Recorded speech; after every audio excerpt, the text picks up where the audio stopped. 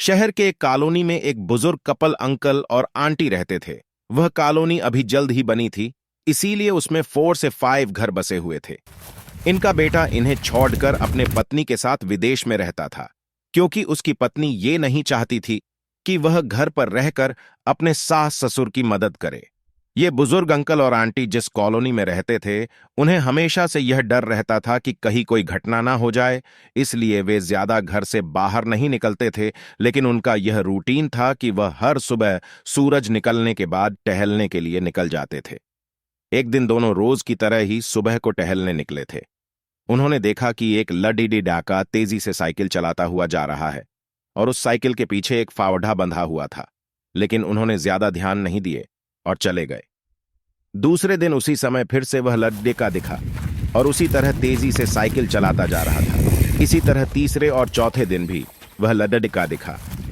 5वें दिन आंटी जी ने अंकल जी से पूछा कि ये लड्डेका हर रोज सुबह इसी समय तेजी से साइकिल चलाते हुए जाता है।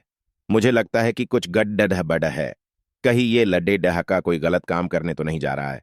लेकिन अंकल जी ने मना कर दिया कि जा रहा होगा, कहीं हमसे क्या। परंतु आंटी जी बोली, हमको देखना चाहिए कि हमारे कॉलोनी में कोई गड्ढा तो नहीं।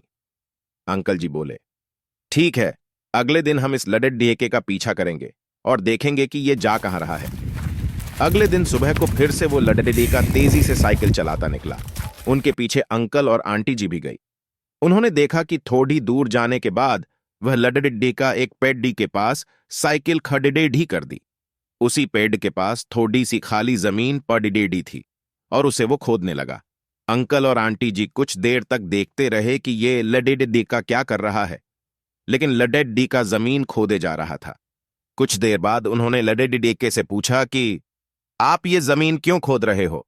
लड्डेके ने मुस्कुराते हुए कहा कि अंकल जी, मैं आप दोनों को रोज देखता हूं, लेकिन आपको मुझसे डरने की जरूरत नहीं, और यहां जमीन इसलिए खोद रहा हूं कि मेरी नई नई नौकरी लगी है।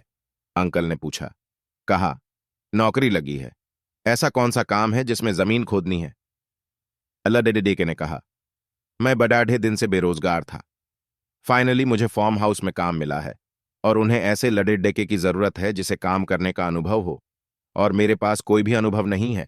इसलिए मैं रोज यहां फावड़ा लेकर आता हूं और जमीन खोदने की प्रैक्टिस करता हूं, ताकि जैसे ही नौकरी पर काम शुरू हो उसमें हमें निकाल ना दिया जाए। इसलिए रोजाना मेहनत कर रहा हूं, कोशिश कर रहा हूं। उस लड्डेके की बात सुनने के बाद अंकल और आंटी जी ने लड्डेके को आशीर्वाद दिया और बोला, बहुत ही बढ़िया बात है, प्रयास ही जिंदगी में सब कुछ है। ये छोटी सी कहानी जिंदगी में बहुत बड़ी बात सिखाती है। तो अगर हमें सक्सेस होना है तो सक्सेस के लिए सबसे जरूरी चीज है कि हमें लगातार मेहनत, कोशिश और प्रयास करनी होगी, तभी हम जीवन में सफल होंगे।